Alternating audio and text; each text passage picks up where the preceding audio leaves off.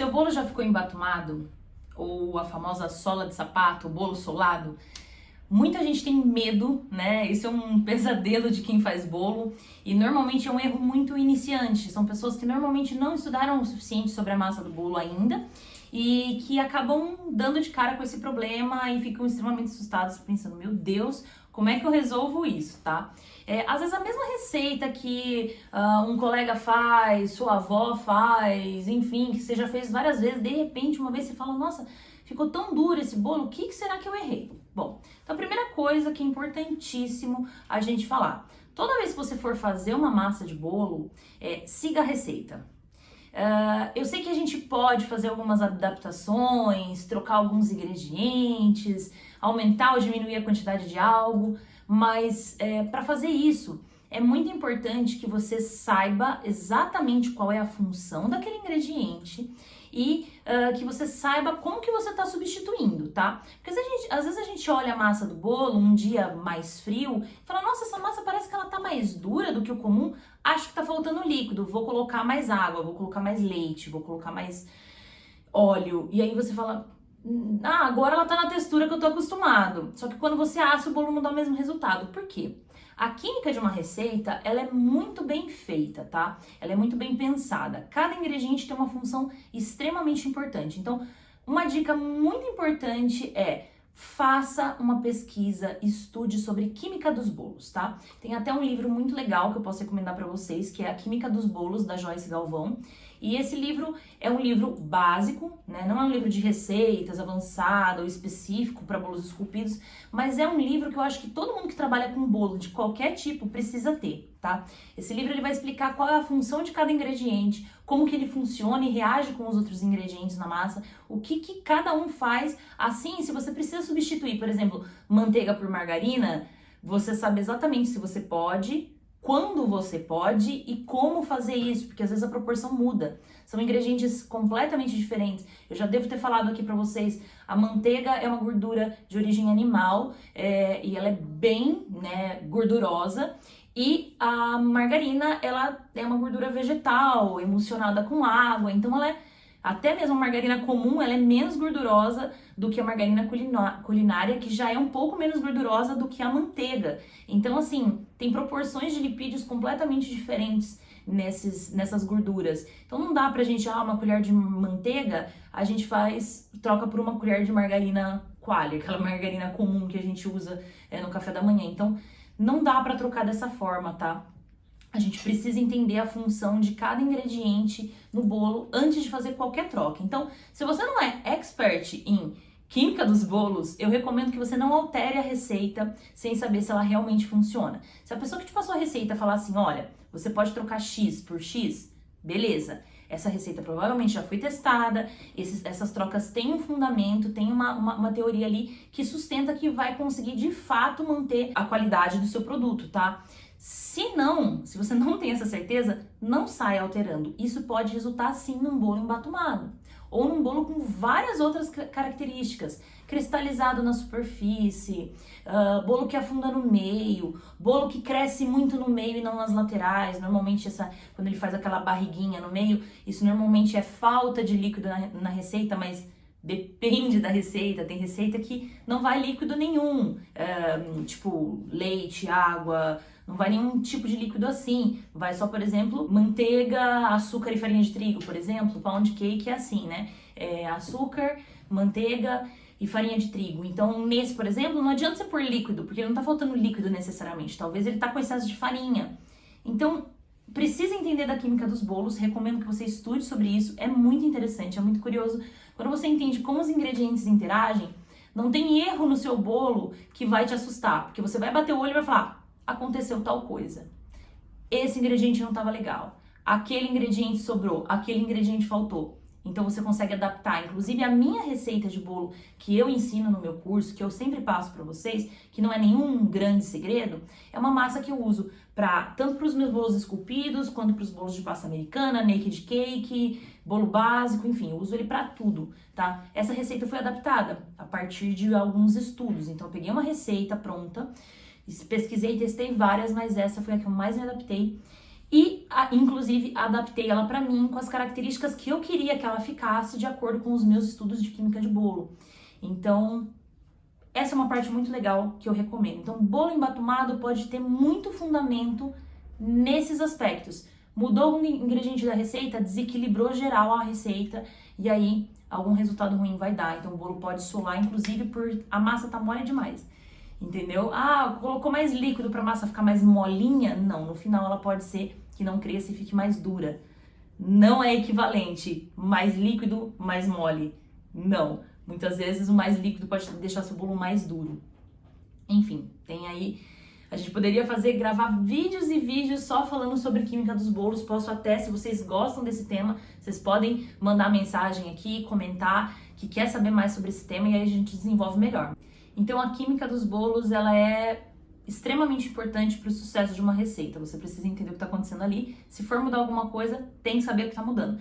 Se quiser sucesso e não tiver muito conhecimento sobre isso, é simples. Não altere a receita. Uma vez testada, essa receita funciona, já funciona na mão de outra pessoa, ela vai funcionar. Ah, mas a receita é exatamente feita igualzinha a pessoa tal, a receita na minha mão, o bolo fica embatumado. Por quê?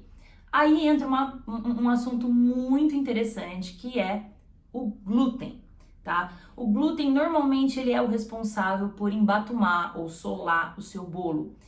Por quê? A característica de um bolo solado é um bolo elástico, e não elástico fofinho, daquele que você aperta e volta. É elástico, tipo uma borracha mesmo, um bolo pesado, denso, que nem as pessoas falam sola de sapato, é bem mesmo aquela sola de borracha que você torce assim, ela é flexível, mas ela é pesada, muito densa, enfim.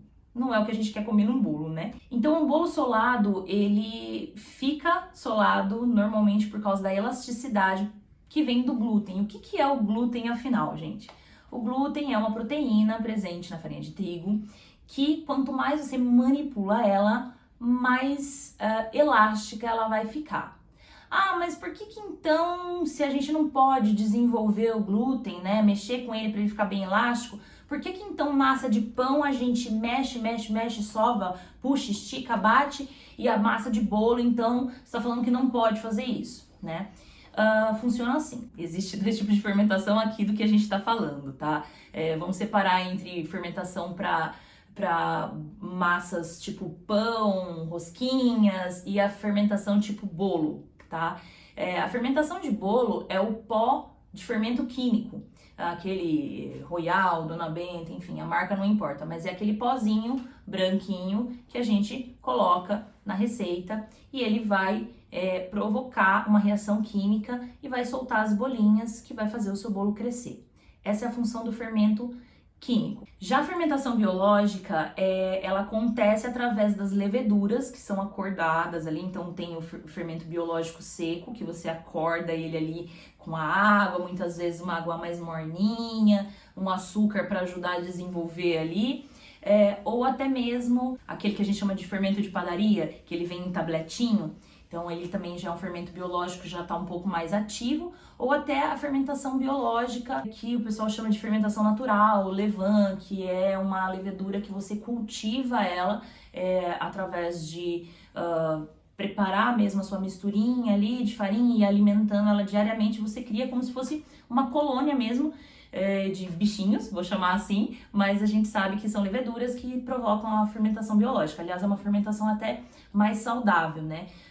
Quando a gente fala de fermentação biológica, na verdade, toda fermentação biológica ela é natural, ela não é química. Mas quando a gente chama de fermentação natural, a gente está falando mesmo desse levain, que é a massa madre, enfim, aquela fermentação, aquela biologia que você cria ali para fermentar o seu pão. Então, por que não funciona o fermento biológico no bolo e por que não funciona a fermentação química no pão, tá? São características de massa diferente, potência de fermentação diferente. O bolo é uma massa quase que líquida, ela é muito cremosa, ela é molinha. Então a gente precisa de bolinhas delicadas, alvéolos, né? A gente chama essas bolinhas de alvéolos. A gente precisa dessas bolinhas mais delicadas, a gente precisa de muitas bolinhas de ar para deixar o bolo bem fofinho, como se fosse uma esponja mesmo, bem poroso, tá? E isso acontece com a fermentação química, que é mais leve e que vai conseguir elevar. Então imagina, as bolinhas estão ali crescendo, ela precisa ir elevando, mexendo com aquela massa do bolo. Então, quanto mais leve tiver a massa, mais essa fermentação vai conseguir se mexer dentro dessa massa. Se a massa estiver muito líquida, lembra que eu falei que se a massa estiver muito líquida, muitas vezes pode ser que o bolo fique solado? Por quê? Porque essas bolhas vão escapar. Essa massa não consegue prender essas bolinhas dentro da massa. Elas vão fazendo as bolinhas e elas vão fugindo do seu bolo, tá? Deixando o seu bolo não fofinho, ele não vai crescer, ele não vai aumentar essas bolhas dentro, porque elas todas vão fugir. Então, por isso que esse bolo tem que ter um equilíbrio muito grande na receita para ele ter a tensão de massa boa o suficiente para manter essas bolinhas, mas também ela não pode estar muito pesada, tá? Porque se estiver muito pesada, a fermentação química, como ela tem bolhas mais delicadas, ela não vai conseguir inflar o seu bolo.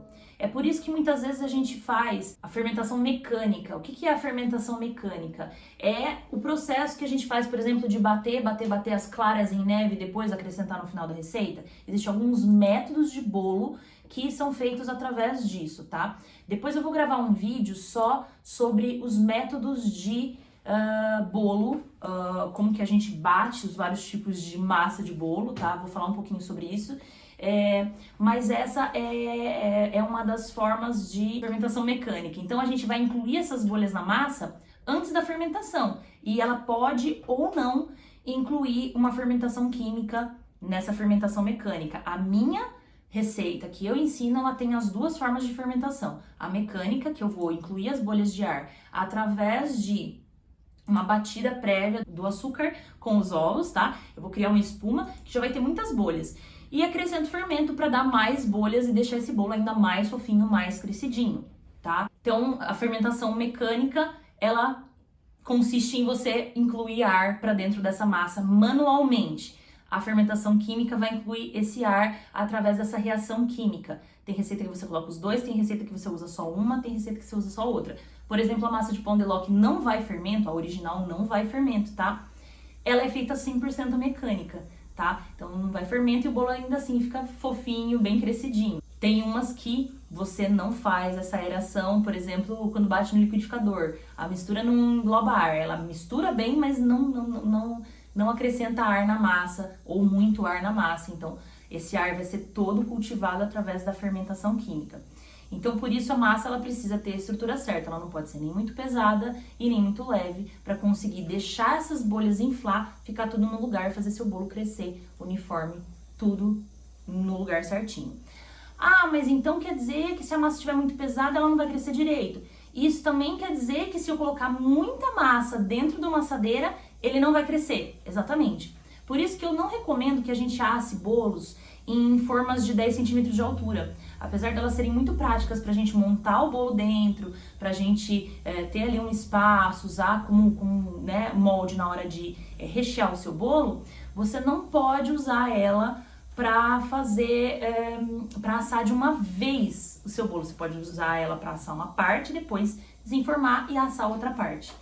Mas você não consegue assar ela toda de uma vez, fazer um bolo de 10 centímetros de altura de uma vez só. Por quê? Quanto mais massa você coloca, mais pesado vai ficar, menos efetiva fica essa fermentação. Então, quanto mais baixinho o bolo, melhor, mais fofinho ele fica. Então, quando a gente quer um bolo bem fofinho, você assa várias camadas separadas, ao invés de assar ele inteiro e sair cortando, tá? Então, essa é uma dica interessante também que a gente tem que levar em consideração quando estiver assando o bolo. Não assar muita massa de uma vez, porque ele vai ficar pesado. Isso também, na real, pode mudar de tipo de massa, tá? As massas amanteigadas têm um problema menor em relação a isso. Como ela é uma massa mais densa um pouco, mais gordurosa, ela consegue se equilibrar bem ali com a fermentação química, ela consegue inflar bem, porém, essa massa, ela não vai ter tanta dificuldade de solar, ou melhor, ela não vai ter tanta facilidade de solar se você colocar mais massa dentro de uma assadeira. Mas, no geral, a gente pode tomar como regra que quanto mais peso tiver em cima daquela assadeira, né, quanto mais massa tiver pesando ali para o seu bolo crescer, mais difícil vai ficar dele crescer, mais irregular ele vai crescer, pode correr muito mais risco de você deixar alguns pontos mais cru, ou mais assado, ou mais duro que os outros. Então eu gosto de assar sempre menos quantidade de massa nas assadeiras, tá? Inclusive, quanto maior a assadeira, menor são as camadas que eu gosto de colocar de bolo. Exatamente por ele ser extenso, já dificulta assar. Então, assadeiras muito grandes, eu coloco menos massa, exatamente para conseguir assar tudo bem por igual. Então, eu gosto de fazer dessa forma, tá? Mas a regra geral é, quanto mais massa, mais pesado, mais difícil de crescer e de conseguir um bolo bem fofinho, tá? Então, voltando à fermentação química, para bolos, a fermentação é sempre química ou a mecânica, junto com a química ou só a mecânica. Essa é a forma que funciona para os bolos. Ah, mas aí o pão não é a fermentação química. Não, é a fermentação biológica, através do processo químico de desidratação do fermento biológico, aquele que é um granuladinho, um pozinho que a gente compra no mercado. Aliás, pó não, granulado, tá? Ou aquele tabletinho que a gente compra estilo fermento de padaria, ou aquele que a gente cultiva. Essa fermentação biológica, ela vai formar bolhas um pouco mais fortes, um pouco mais, muitas vezes maiores, tá? Através das leveduras funciona mais assim. Então, os alvéolos ficam maiores. Tanto é que na parte de fermentação natural, pães de fermentação natural, você vê que quanto maior os alvéolos, mais os padeiros comemoram, porque aquilo é um ótimo sinal. Eu não sou especialista em pães, tá, gente? Mas eu já estudei um pouco e eu sei que ali os alvéolos grandões são um ótimo sinal. No bolo é um péssimo sinal, porque imagina você tá fatiando um bolo, cortando um bolo e tem uma bolha desse tamanho dentro do bolo. Não é legal. Então já começa aí as diferenças, né? Começa não, continua aí as diferenças entre uma fermentação e outra. Então a fermentação biológica, ela vai ter um pouco mais de força. E por ela ter mais força, se essa massa de pão tiver fragilizada, tiver mais molinha, essas bolhas vão facilmente escapar e você vai acabar perdendo essas bolhas na fermentação. O pão vai ficar duro, ele não vai criar aquelas bolhas que precisa para ficar fofinho, ele vai afundar, ele vai ficar também solado. Mas a diferença é, você não desenvolveu o glúten o suficiente no pão, ele não vai prender as bolhas, não vai crescer. No bolo, se você desenvolver muito glúten, ele vai prender tanto as bolhas a ponto de não deixar ele inflar e realmente crescer como deveria. Então, o mesmo glúten que é bom para o pão e para a fermentação biológica, ele é o inimigo da fermentação química e do bolo, tá? Isso é muito importante. Por isso que a gente faz na massa de pão, quanto mais você sovar, quanto mais você bater a massa, quanto mais você esticar, jogar ela na mesa, puxar. Existem várias outras formas também de desenvolver esse glúten, através das dobras, enfim, né? Dá pra sovar na máquina, na mão, algumas técnicas, inclusive, de não sovar, mas é tudo para desenvolver o glúten, tá? Mas o que é esse tal desse glúten que todo mundo fala e a gente nunca nem viu? Eu vou mostrar para vocês o que é o glúten, tá? Existe uma experiência que a gente pode fazer para vocês conseguirem enxergar o que é essa proteína e como que ela funciona nas nossas receitas. Então, aqui eu tenho água, vocês podem fazer isso em casa, não precisa necessariamente, é só mesmo para vocês visualizarem, tá? Mas se vocês quiserem fazer em casa, inclusive, é uma técnica usada para fazer carne de glúten. É uma espécie de proteína feita para vegetarianos, veganos, tá? Então a gente consegue fazer como se fosse um aspecto de frango desfiado através dessa técnica. Ou seja, nada a ver com bolo, né, gente? Mas é legal vocês saberem disso para entender como que funciona. Então, aqui eu tenho farinha de trigo comum, tá? E eu vou colocar um pouquinho de água e vou mexer. A gente vai fazer uma massinha, tá?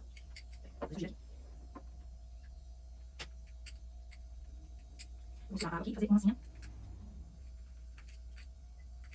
Pouca água, tá? Porque eu quero essa massinha não mole o suficiente para ela ficar grudando na mão, mas também não dura o suficiente para ela ficar seca. Eu quero ela como se fosse uma massinha mesmo tipo de pão, aquela massinha que criança brinca, tá? Então aqui, já começa assim. Você tá vendo que ela racha, ela quebra, tá? Isso daqui, ela já começou a desenvolver um pouquinho do glúten. Só para vocês enxergarem, o glúten, ele é tipo um elástico, tá? Então, quanto mais a gente puxa, mais elástica ela fica. Vocês vão ver. Por enquanto eu estico, ela tá quebrando, certo? Eu vou começar a manipular ela na mão, sovar. Eu tô desenvolvendo o glúten. Então, isso acontece quando a gente sova a massa do pão ou quando a gente fica mexendo a farinha de trigo no bolo. Ah, então quer dizer que eu não posso ficar batendo a farinha de trigo na batedeira? Não, que você vai fazer isso daqui. Ó, vocês estão vendo como ela já tá menos quebradiça do que estava no início? Ó, ela já tá puxando mais. Tô desenvolvendo o glúten. Então, quanto mais a gente massageia esse glúten, mais elástico ele vai ficar. Quanto mais a gente bate o bolo na batedeira com a farinha de trigo, mais glúten ele vai desenvolver, mais duro ele vai ficar. Então, para bolo, não desenvolve glúten. Para pão, desenvolve glúten. Quanto menos glúten no bolo, melhor. Quanto mais glúten no pão, melhor. Ó, tá vendo? Ó, já tá ficando bem mais elástico, tá? Enquanto isso, eu vou mexer, até desenvolver muito bem. Eu vou também falar para vocês um pouquinho sobre os tipos de farinha de trigo e quais são ideais para fazer bolo ou pão, ou qual é a diferença, afinal, das farinhas. Isso é importante. Enquanto isso, eu vou desenvolvendo o glúten aqui só para vocês verem no final como ele fica, tá? Existem vários tipos de farinha de trigo no mercado, tá?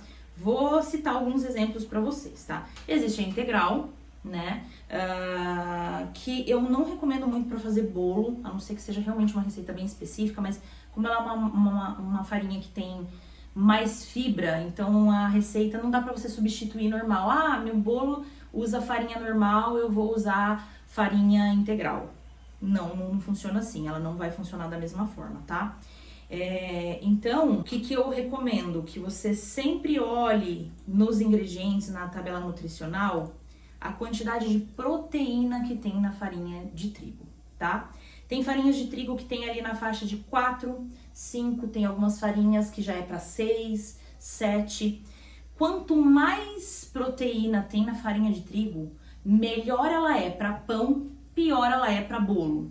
Quanto mais proteína, mais potencial de desenvolver o glúten.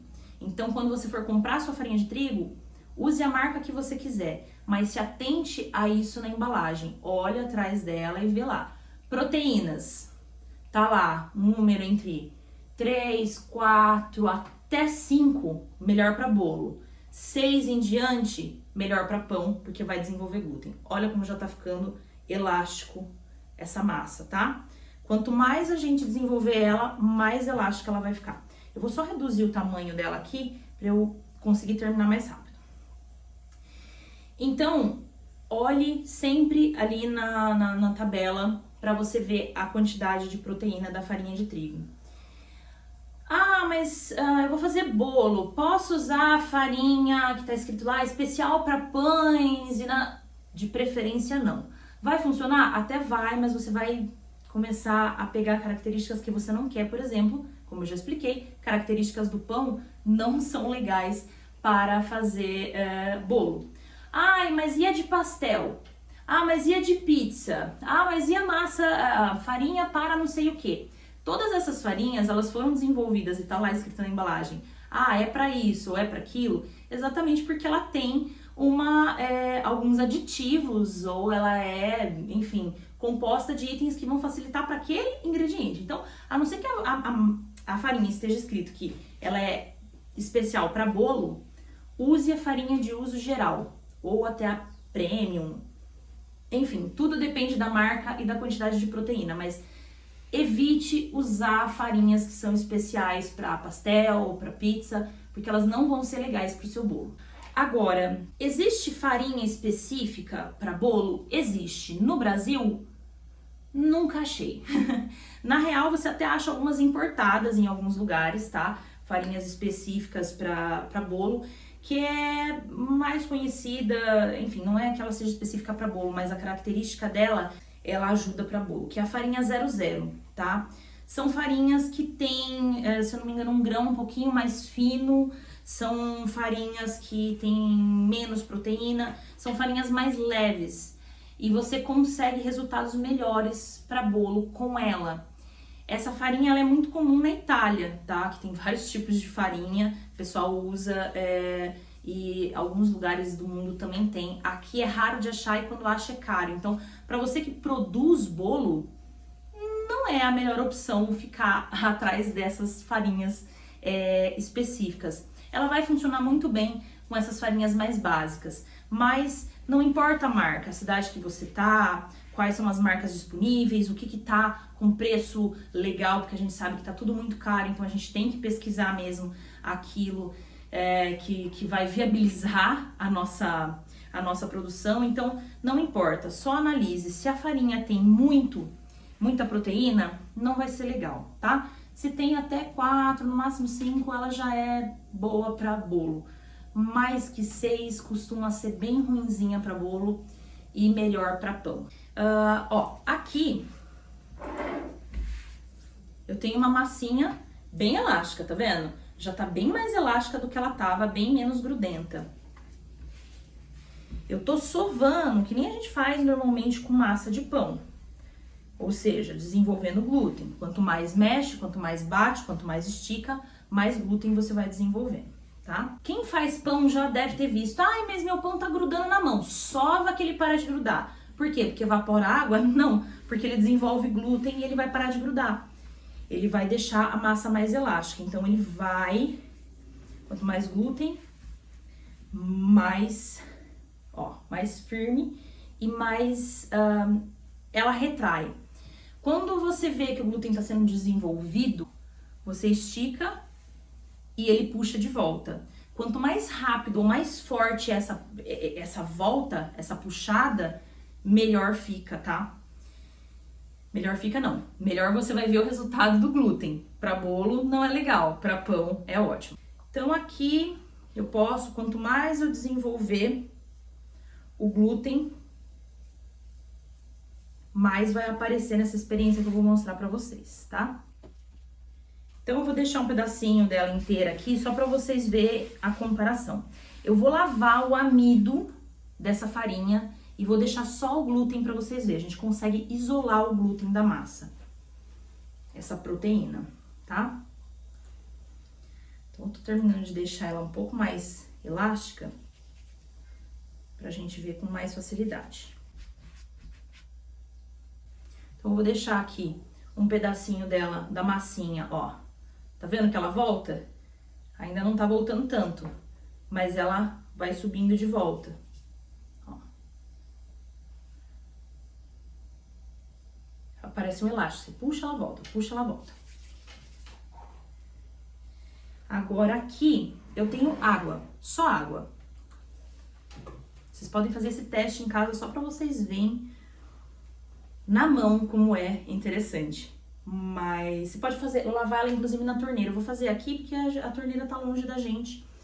Eu quero que vocês vejam, tá? Eu vou começar a lavar. Vocês vão ver nessa água que essa água vai ficando turva. Então você começa a lavar essa massa. Apertar, continua desenvolvendo. Ela vai começar a desmanchar na sua mão, você tenta unificar ela de novo, senão ela vai desmanchar inteirinha na água, tá? E vai lavando aos pouquinhos ela. Faz uma melequinha? Faz uma melequinha. Mas vale a pena porque o resultado é bem interessante. Deixa eu pegar aqui, que caiu assim dentro da água. Você vai ver que a água vai ficando cada vez mais turva, tá? Isso porque o amido tá se desprendendo e tá ficando só a proteína. Vocês começam a ver aqui, ó, na mão, que a babinha que tá soltando, ela é leitosa e aqui vai ficando mais escuro, mais amarelo e mais com uns pedacinhos, assim. Essa parte que tá ficando é o glúten e o que tá saindo, esse leitoso, é o amido, tá? Reformando a bolinha aqui e quanto mais a gente mexe, mais vai aparecendo o glúten. O glúten é isso, gente, ó, tá vendo que forma esses fios, esses elásticos? É o glúten aparecendo. A gente vai conseguir deixar só o glúten. Ó, conforme você vai apertando, tá vendo? Ele vai soltando só o amido.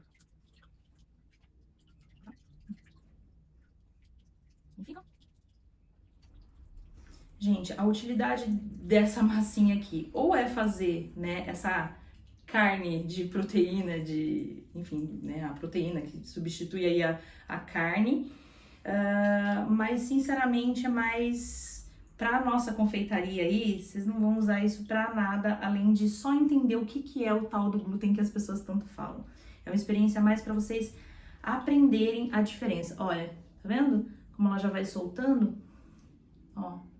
Tudo isso aqui que você tá vendo branquinho, o amido, toda essa bolinha aqui que tá formando é o glúten.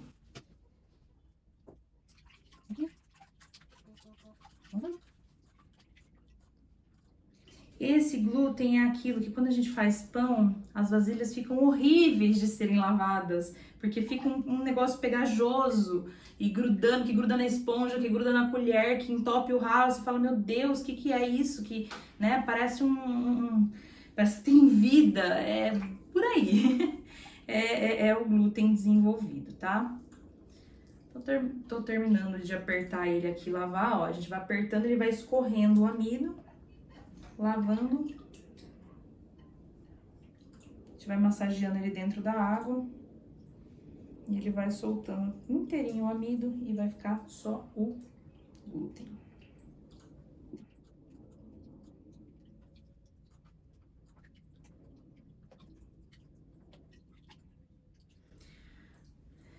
Prontinho.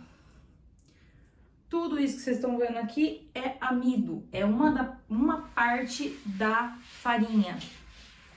E essa daqui é o famoso glúten. Vou mostrar pra vocês.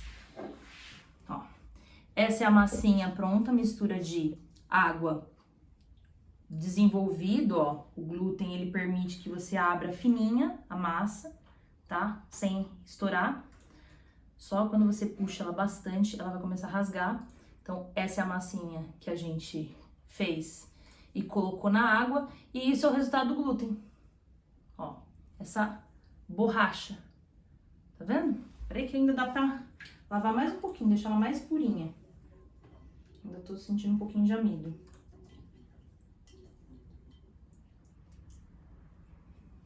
Ó, dá pra você secar ela.